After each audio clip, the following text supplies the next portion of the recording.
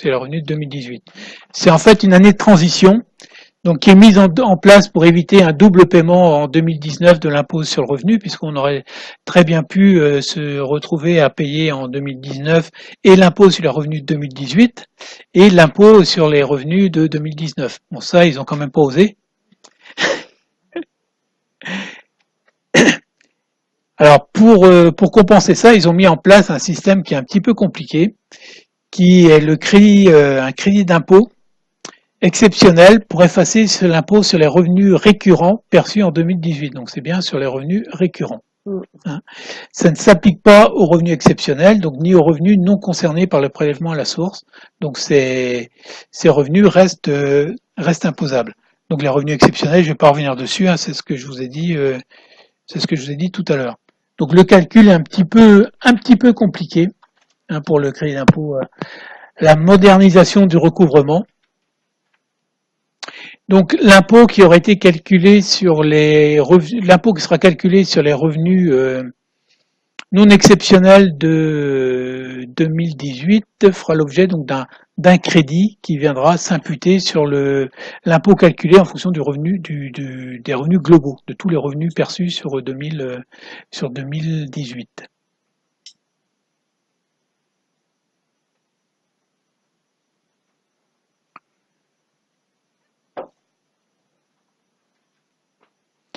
Donc, il n'y a pas de vraie année blanche. Il y a un maintien de l'obligation de déposer une déclaration d'impôt sur le revenu en 2018, donc elle sera déposée comme d'habitude au mois de mai, donc en mai 2019.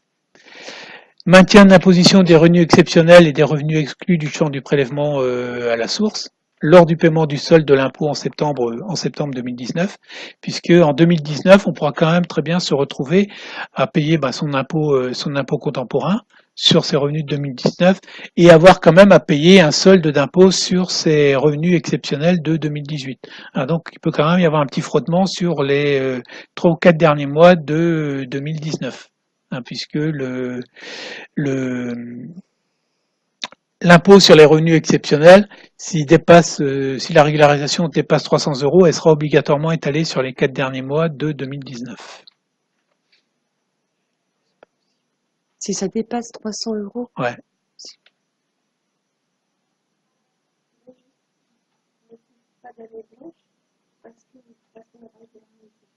Ouais. Ouais. Ouais, pour les revenus normaux, on va dire. Mais il n'y a pas c'est pas une vraie année blanche puisqu'on fait quand même sa déclaration de revenus. On aura quand même un avis d'imposition qui va nous être adressé par l'administration et sur lequel figurera le crédit d'impôt qui viendra gommer pour, je sais pas, peut-être 90% des contribuables. Le crédit d'impôt viendra gommer complètement l'impôt. Il y en aura très peu qui auront un impôt complémentaire à verser. Et donc le délai de reprise de l'administration qui est étendu d'1 an pour les revenus perçus en 2018, déclarés en 2019 pour leur permettre, leur laisser le temps de venir voir si on a fait des... Donc ça, on l'a vu. Les revenus exceptionnels, donc pour les non-salariés, pour les personnes qui exercent en bénéfices industriels et commerciaux, pour les professions libérales ou pour les agriculteurs, donc c'est l'article 163 du CGA, donc tout revenu qui par sa nature n'est pas susceptible d'être recueilli annuellement. Donc ça c'est la définition du CGI en matière de revenus exceptionnels. Les plus et moins values, subventions d'équipement, indemnités d'assurance, donc ça ce sont des revenus exceptionnels. Et donc les revenus, alors non exceptionnels, jugés excessifs des indépendants, c'est-à-dire c'est l'indépendant qui jonglerait d'une année sur l'autre pour essayer d'optimiser en 2018 son revenu, qui ferait des décalages de recettes qui aurait fait des décalages de recettes soit sur 2017, soit sur 2019 pour venir gonfler son revenu de 2018 et du coup ne pas être imposé. Et c'est pour ça que je crains qu'ils aient le même raisonnement sur les 13 mois. Mais ça peut se tenter. Mais je crains qu'ils aient le même raisonnement pour les salariés. Alors moi perso, j'aurais tenté. Bah, elle tente.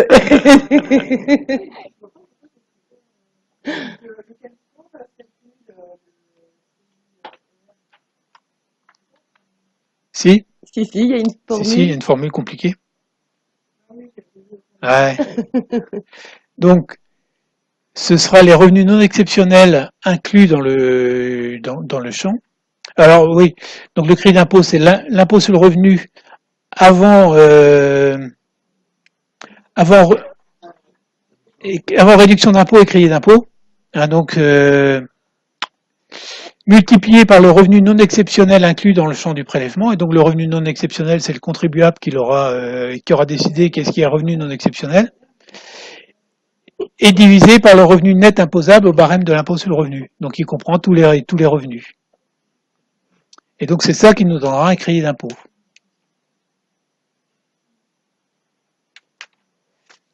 C'est là que j'étais, je crois. Donc pour les non salariés, comment on regardera si le revenu, si les revenus sont non exceptionnels? En fait, on viendra voir une base pluriannuelle. On comparera les revenus perçus en 2018 aux revenus perçus les 3 années précédentes, 15, 16, 17, mais aussi aux revenus de 2019.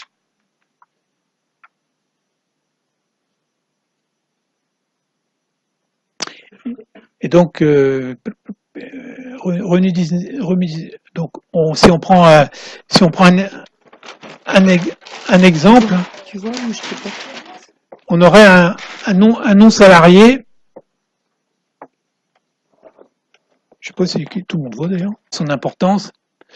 Donc les revenus fonciers exceptionnels, c'est pareil. Donc ce sont des revenus qui ne peuvent pas être recueillis annuellement. Donc par exemple, on vend un pas de porte, ça va être un revenu exceptionnel. Une attribution gratuite en fin de bail, ça va être un revenu exceptionnel. Des revenus qui se rattachent à d'autres années, puisque là aussi, comme on est en comptabilité encaissement, décaissement, on aurait pu aussi retarder ou avancer l'encaissement de loyer pour gonfler son revenu de 2018 de manière à ne pas être imposé. Donc là, il y a le même système qui est mis en place. Hein, on doit en 2018, on doit déclarer 12 mois de loyer, même si on en a perçu 13, donc ce sera une entorse un petit peu à la règle de calcul des revenus fonciers. Si on a anticipé le loyer du mois de janvier 2019 pour l'encaisser en décembre 2018, eh bien on n'en tiendra pas compte pour 2018, mais on en tiendra compte pour 2017.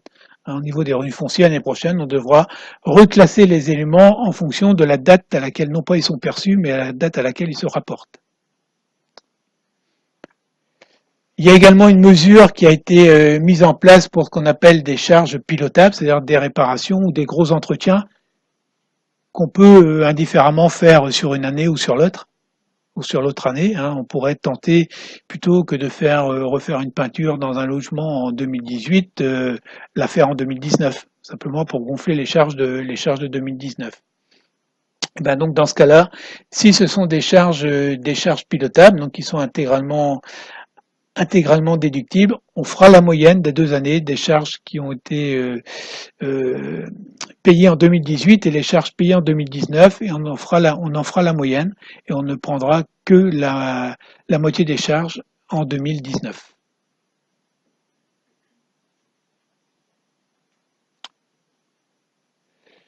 Donc les autres mesures d'anti-optimisation qui ont été mises en place.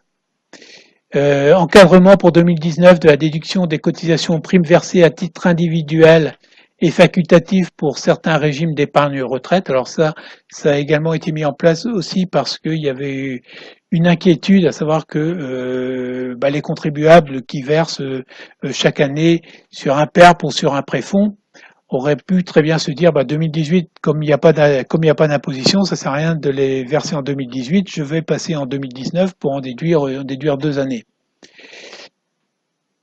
La même mesure que ce que je viens de vous dire pour les revenus fonciers a été mise en place, c'est-à-dire qu'on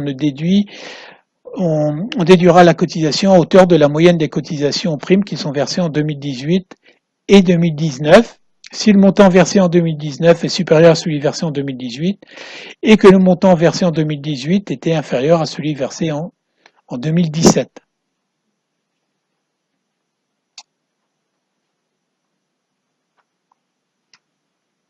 Alors les dépenses qu'il n'est pas utile de repousser, c'est l'ensemble des dépenses que vous réglerez en 2018 qui ouvrent droit à une réduction d'impôt ou à un crédit d'impôt, puisque les crédits d'impôt seront remboursés. Crédit d'impôt, réduction d'impôt seront remboursés à titre exceptionnel en 2018, justement, pour aussi éviter qu'il y ait un impact négatif sur les emplois à domicile. Hein, donc les dons à des organismes d'intérêt général, on pourra également les récupérer en 2019.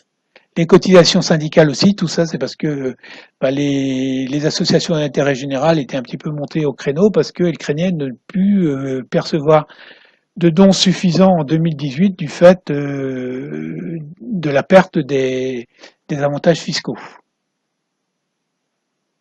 Travaux de rénovation énergétique dans la résidence principale, donc ça aussi, alors ça, faut savoir que ça va disparaître. Hein. Il y a des travaux là qui ont disparu depuis le 1er juillet, tout ce qui est changement de fenêtres, choses comme ça. Donc ça c'est terminé. Les chauffages aussi, c'est terminé. Chauffage au fioul, c'est fini. On peut plus avoir de réduction d'impôt depuis le 1er juillet 2019, sauf si on avait versé un acompte et signé un devis et versé un acompte au mois avant le 30 juin. Tout ce qui est crédit d'impôt à la rénovation énergétique va disparaître en 2019. Donc tout ce qui concernait l'habitation, ça se fera plus sous forme de crédit d'impôt, ça se fera sous forme de subvention. Hein, donc au lieu d'avoir un crédit d'impôt, on aura une subvention donc qui sera également contemporaine, dont pour l'instant on ne sait pas si elle sera versée directement à l'entreprise ou si ça passera par la personne qui fait les travaux. Ça c'est encore flou, mais en tout cas ça va se passer comme ça. Frais de séjour en maison de retraite, c'est pas la peine de décaler non plus. Les investissements Pinel non plus. Versement dans un contrat épargne handicap. Pour tout ça, ça va rester en place. Bon, je ne vais pas vous embêter avec tout ça.